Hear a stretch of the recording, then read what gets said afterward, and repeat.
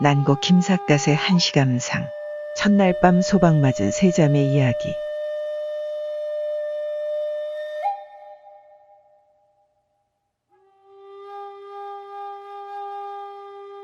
김삿갓이 함경도 어느 산골을 가던 중 날이 저물었다. 산골에서 보기 드문 반기와 집을 발견하고 그 집 대문 앞에서 주인을 불렀다. 70 노파가 방문을 열고 내다보며 누구냐고 묻는다. 저는 지나가는 나그네 올시다. 하룻밤 신세를 졌으면 하는데 재워 주실 수 있을는지요? 노파는 대청마루로 나오더니 약간 주저하는 빛을 보이다가 말한다. 우리 집은 나 혼자 사는 집이라오. 아무 걱정 말고 들어와요. 주인 노파는 손님이 모처럼 찾아오셨는데 대접할 음식이 마땅치 못해 어떡하지 하고 혼자말로 중얼거린다. 그러자 김삿갓은 할머니, 저는 아무거나 잘 먹습니다. 행여 그런 걱정은 마시고 재워만 주시면 됩니다. 주인 노파가 부엌으로 나간 뒤 김삿갓은 누워있다가 깜빡 잠이 들어버렸다. 얼마 후 문소리에 놀라 깨어보니 주인 노파가 저녁상을 들고 들어온다. 반찬은 3가지밖에 안 되었으나 정성이 깃들여 있는 듯 모두가 먹음직스러웠다. 저만 먹을 게 아니라 할머니도 같이 드시죠. 내가 아무리 늙었기로 남녀가 유별한데 외박 남자와 어떻게 같이 먹노? 반찬이 입에 맞을지 모르겠지만 어서 들어요. 이윽고 저녁상을 물린 뒤에 주인 노파가 이부자리를 갖다 준다. 김삿갓은 주인 노파에게 무슨 사연이 있는 것만 같아 그것이 알고 싶어 잠깐만 앉으시라고 했다. 주인 노파는 등잔 뒤에 살며시 주저앉으며 말한다. 나는 혼자 산 지가 벌써 50년이 넘었다오. 그 소리에 김삿갓은 적이 놀랐다. 아니, 그럼 부군께서 일찍 돌아가셨다는 말씀입니까? 하고 물었다. 주인 노파는 한동안 망설이는 빛을 보이다가 문득 얼굴을 힘있게 들며 이렇게 말하는 것이 아닌가. 나의 남편은 돌아가신 것이 아니고 나는 첫날 밤에 소박을 맞은 여자라. 김삿갓은 너무도 뜻밖의 대답에 소스라치게 놀랐다. 첫날 밤에 소박을 맞으시다뇨? 그게 무슨 말씀입니까? 노파 자신도 어처구니가 없는 듯 어색한 미소를 지으며 말한다. 신방을 치르는 날 밤에 신랑이 도망을 가버렸으니 그게 바로 첫날 밤 소박이 아니고 뭐겠어. 김삿갓은 암만 해도 납득이 가지 않았다. 신뢰의 말씀이 될지 모르겠습니다마는 할머니는 처녀 때에도 용모가 수려하고 몸가짐도 단정하셨을 것 같은데 얼굴이 못생겼거나 품행이 단정치 못해 소박을 맞았다면 억울하지는 않지요. 모든 것은 팔자 소관이라고 생각할 밖에 없어요. 아무 까닭도 없이 첫날 밤에 소박을 맞다니 그런 팔자가 어디 있습니까? 나는 소박 맞을 팔자를 타고난 여자인걸 어떡하오.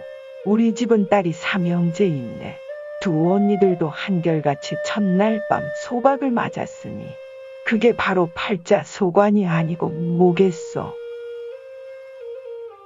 김삿갓은 그 말을 듣고 기절초풍하게 놀랐다. 삼형제가 모두 첫날 밤 소박을 맞으셨다고요? 그게 사실입니까? 주인 노파는 탄식하듯 한숨을 쉬며 말한다. 우리 집안 이야기를 하자면 한이 없다오. 말하자면 60년 전 노파의 아버지이신 김성모 씨는 한양 남산골에 사는 대쪽 같은 선비셨다. 스승인 조대감이 당파 싸움에 휘말려 함경도로 유배를 오게 되자 김성모 씨는 스승의 뒤를 보살펴 드리기 위해 함경도로 내려오게 된 것이다.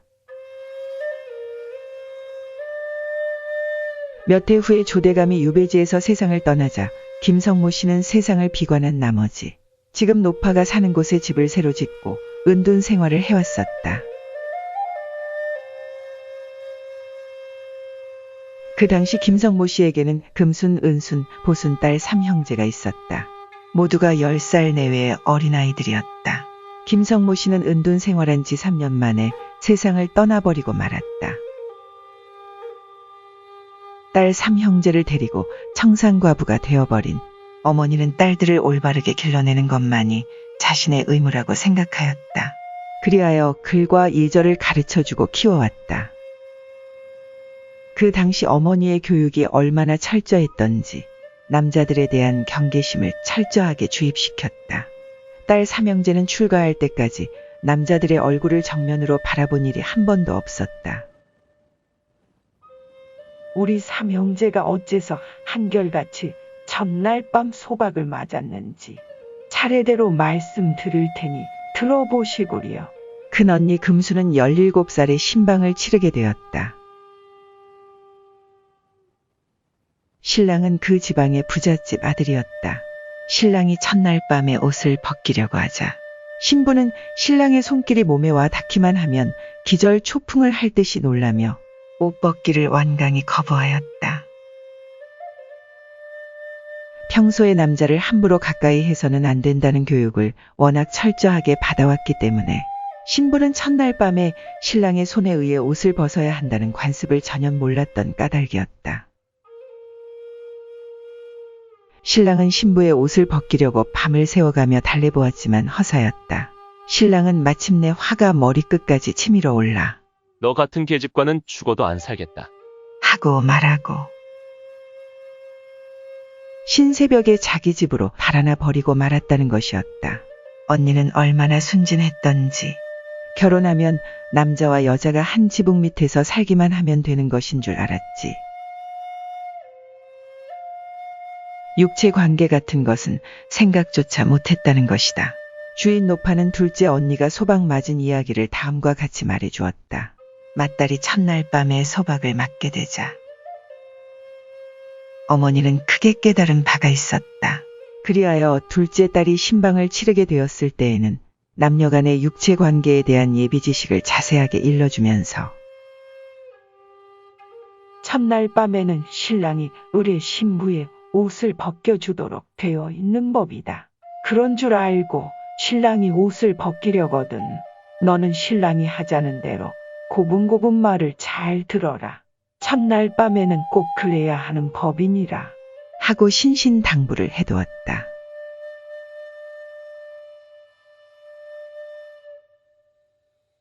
그런데 둘째 사위는 워낙 숙맥 같은 위인이라서 첫날 밤에도 신부의 옷을 벗겨주려고 하지 않았다. 신부는 신랑이 옷을 벗겨주기를 은근히 기다리고 있었다. 그러나 신랑은 꿔다 놓은 보릿자루처럼 신부와 마주 앉은 채 아무리 기다려도 옷을 벗겨줄 기색을 보이지 않는 것이 아닌가. 신부는 성미가 워낙 말광량이 같은지라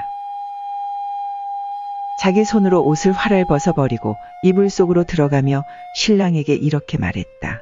저는 옷을 벗었으니 신랑님도 옷을 벗고 이불 속으로 들어오세요.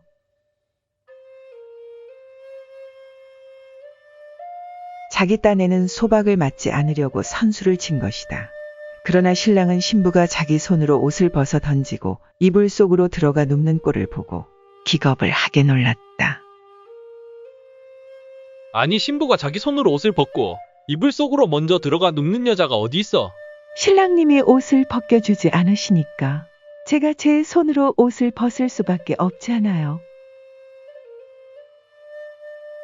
전에도 남자들하고 한 이불 속에서 같이 자본 경험이 많은 모양이지. 신랑은 한마디 내던지고 부랴부랴 자기 집으로 달아나 버리고 말았다.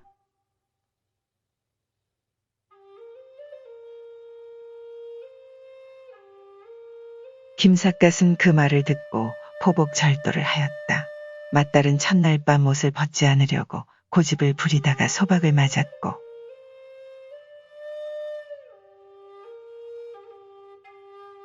둘째 딸은 언니의 전처를 밟지 않으려고 자기 손으로 옷을 벗었다가 소박을 맞았다는 것이다.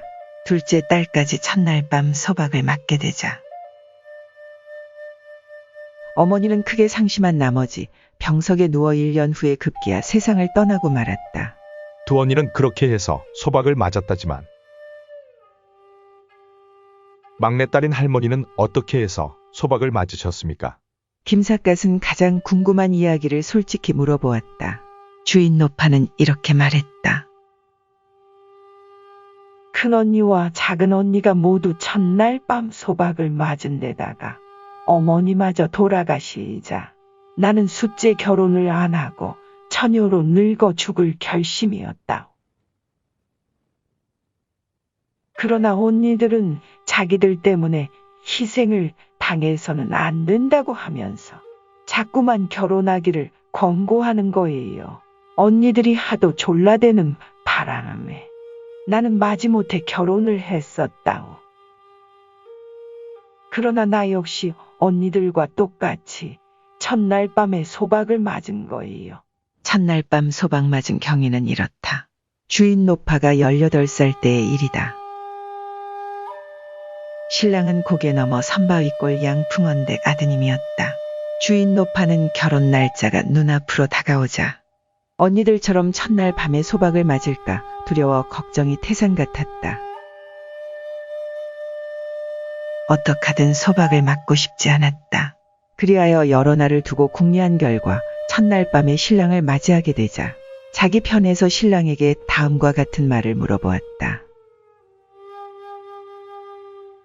첫날 밤에는 신부가 옷을 반드시 벗어야 하는 법이라고 하는데 제 옷을 제가 직접 벗는 것이 좋겠습니까? 그렇지 않으면 신랑님께서 벗겨주시겠습니까? 큰 언니와 둘째 언니의 소박 맞은 이유를 알기 때문에 신랑의 의사를 존중해 줌으로써 소박을 면할 생각이었던 것이다. 그러나 신랑은 그런 질문을 받고 나자 눈동자가 튀어나올 정도로 놀라는 것이었다. 아니, 그게 무슨 소리요? 신부가 제 손으로 옷을 직접 벗겠다고. 신랑께서 옷을 벗겨주시든가 저더러 벗으라고 하시든가 신랑님 좋으실 대로 해주세요. 신부는 어떡하든지 소박을 맞고 싶지 않아 자기 정신이 아니었던 것이다. 신랑은 어처구니 없는 듯 한참 동안 입을 딱 벌리고 말이 없다가 벼랑간 용수철을 퉁긴 듯 벌떡 일어서며 계집년이 얼마나 많이 놀아 먹었으면 그 꼴이야. 하고 한마디 외치더니 밖으로 달아나 버리더라는 것이다. 김삿갓은 그 이야기를 듣고 또다시 배를 움켜잡고 웃었다. 하하하, 소박 맞을 운명은 어쩔 수가 없었던 모양이군요.